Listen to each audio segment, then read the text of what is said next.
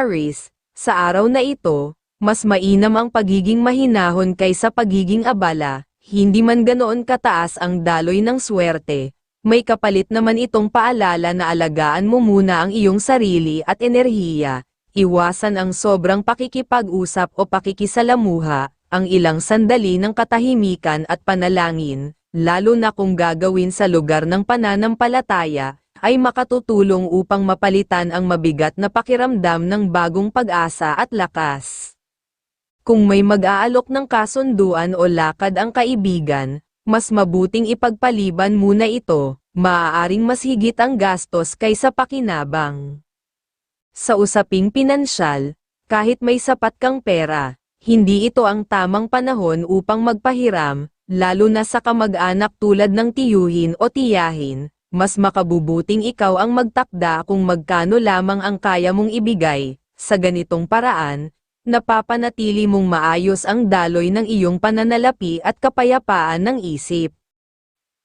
Taurus, may mga desisyon sa pag-ibig na hindi kailangang madaliin. Kung iniisip mong pumasok sa mas seryosong commitment o pagpapakasal, bigyan mo muna ang sarili ng sapat na espasyo. Ang ilang araw na pahinga o pansamantalang paglayo ay makatutulong upang luminaw ang iyong damdamin. Sa katahimikan mo makikita kung ang nais mo ay bunga ng pagmamahal o ng emosyon lamang.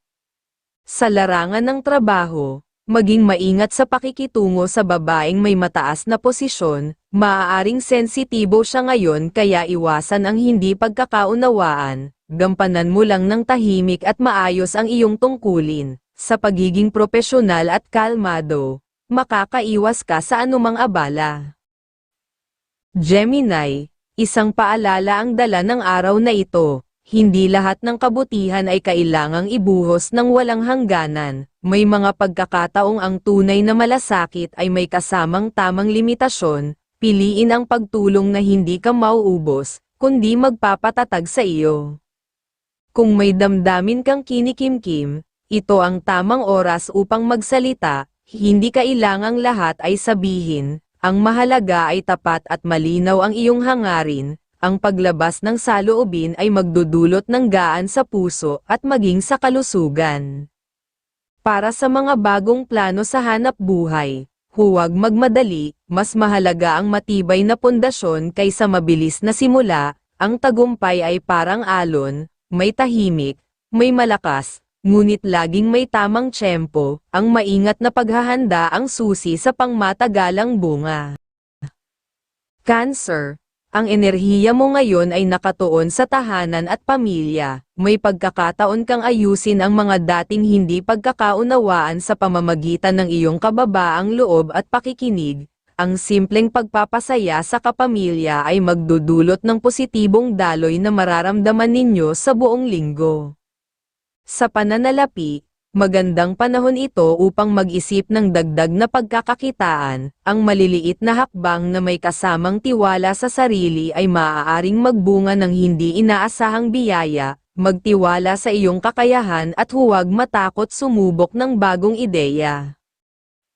Leo, may mahinang bulong ang araw na ito na nagsasabing unahin ang pamilya. Ang iyong husay sa pagpaplano ay hindi lamang para sa sariling ambisyon, kundi para rin sa kapakanan ng mga mahal mo sa buhay. Kahit maliit na hakbang, kapag may kasamang pagmamahal, ay nagiging daan sa mas malaking tagumpay.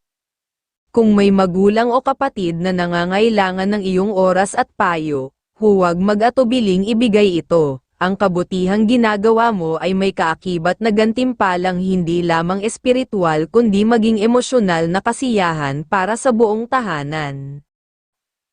Virgo, may mga araw na mas mabuting magmasid kaysa kumilos agad, at ngayon ay isa sa mga iyon. Iwasan muna ang pagpasok sa bagong kasunduan o agarang pagpirma sa kontrata kung hindi pa lubusang napag-aaralan. Ang minamadaling desisyon ay maaaring magdulot ng komplikasyon sa hinaharap, ngunit kung ito'y matagal mo nang pinaghandaan, naroon pa rin ang suporta ng iyong kapalaran.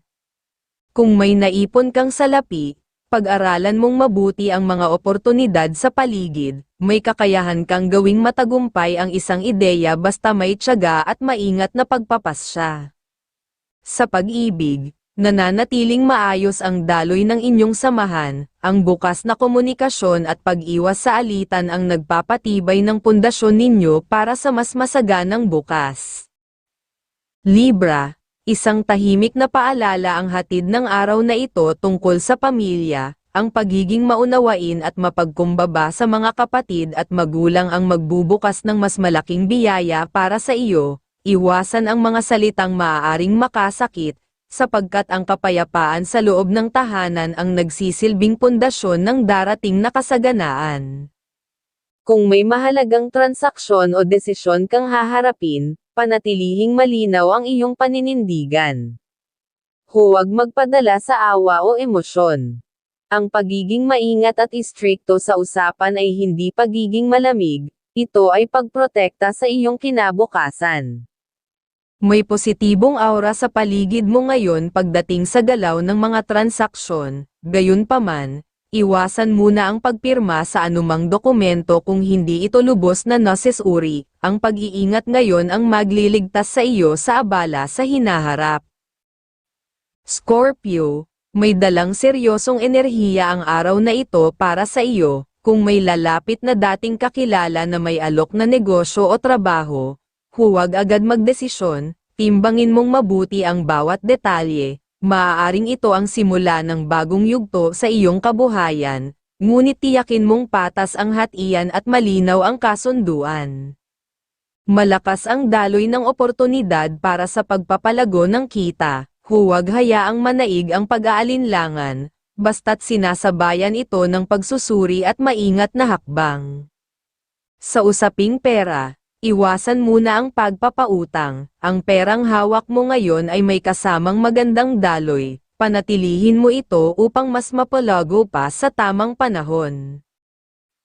Sagittarius, hindi lahat ng pag-uusap ay kailangang salihan, lalo na ngayon, mas makabubuting umiwas muna sa mga taong hindi mo lubos na kilala o yaong walang malinaw na direksyon ang usapan, sa halip, magmasid ka sa paligid, lalo na sa mga taong abala sa negosyo o produktibong gawain, doon ka makakakuha ng inspirasyon. Iwasan din ang mga taong mahilig magyabang o mag-angat ng sarili, hindi mo kailangan ang ganitong enerhiya sa ngayon. Sa pag-ibig, mas tumitindi ang iyong karisma, dahil dito, maging maingat sa tukso at emosyonal na desisyon, isipin munang mabuti ang bawat hakbang bago magpadala sa damdamin. Sa loob ng tahanan, iwasan ang diskusyon na maaaring humantong sa pagtatalo, lalo na sa magulang o kapatid, mas mainam na ituon ang oras sa pagpapalalim ng relasyon sa minamahal, isang simpleng paglalakad o pag-uusap ay sapat na upang maibalik ang sigla at positibong enerhiya. Capricorn, ang araw na ito ay nagbibigay diin sa iyong katapatan, ang pagiging diretso at totoo sa nararamdaman ay magdudulot ng respeto mula sa iba, gayunpaman, siguraduhin ang pananalita ay may kasamang kabutihan, may paraan upang magsabi ng totoo nang hindi nakakasakit. Magandang ipagpatuloy ang mga planong matagal mo nang iniisip, may maayos na daloy ng enerhiya sa paligid mo na makatutulong upang maisakatuparan ang mga ito. Kung makaramdam ka ng pag-init ng ulo, piliin ang katahimikan, minsan, ang hindi pagsagot ang mas makapangyarihang tugon. Sa tahanan, maaaring may kakilalang muling magparamdam, pakinggan kung may mabuting layunin, lalo na kung may oportunidad na dala, ngunit kung ito ay magdudulot lamang ng hindi magandang alaala, mas mabuting huwag ng paglaanan ng panahon. Aquarius, may mga pagkakataong ang pag-atras ay hindi kahinaan kundi katalinuhan, at ngayon ay isa sa mga iyon, iwasan muna ang mga usaping may kinalaman sa pakikipagtransaksyon o bagong alok, lalo na kung ito ay galing sa kapatid o malapit na kamag-anak, hindi pa malinaw ang daloy para rito. Sa halip, ituon ang pansin sa mga gawaing pampamilya na may kinalaman sa pagkakakitaan, kapag ginagawa ito ng may kasiyahan at pagkakaisa, mas lumalakas ang aura ng tagumpay. Sa pananalapi, kung may kaluwagan ka, ang pagbibigay mula sa puso sa taong mahal mo ay magdadala ng mas positibong daloy. Ang kabutihang walang hinihintay na kapalit ay nagbubukas ng mas malaking biyaya. Sa trabaho, makakahanap ka ng tunay na kasiyahan sa pagtulong sa iba. Ang simpleng malasakit ay babalik sa iyo sa anyo ng respeto at magandang samahan.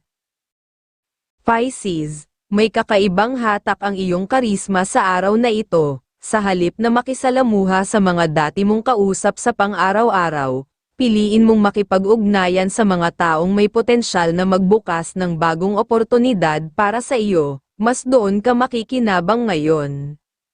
Kung may pangako ka sa mahal mo tungkol sa isang lakad o plano, sikaping tuparin ito. Ang simpleng pagtupad sa salita ay makatutulong upang maalis ang mabigat na enerhiya sa inyong dalawa. Iwasan muna ang pagpirma sa anumang dokumento o kasunduan nang hindi ito lubos na napag-aaralan. Ang padalos-dalos na hakbang ay maaaring magdala ng komplikasyon sa hinaharap. Sa tahanan, kung may usapan tungkol sa pera o negosyo ang isang kaanak, hikayatin silang maging maingat. Ang mahinahong pagdedesisyon ang magdudulot ng kapayapaan at maayos na resulta.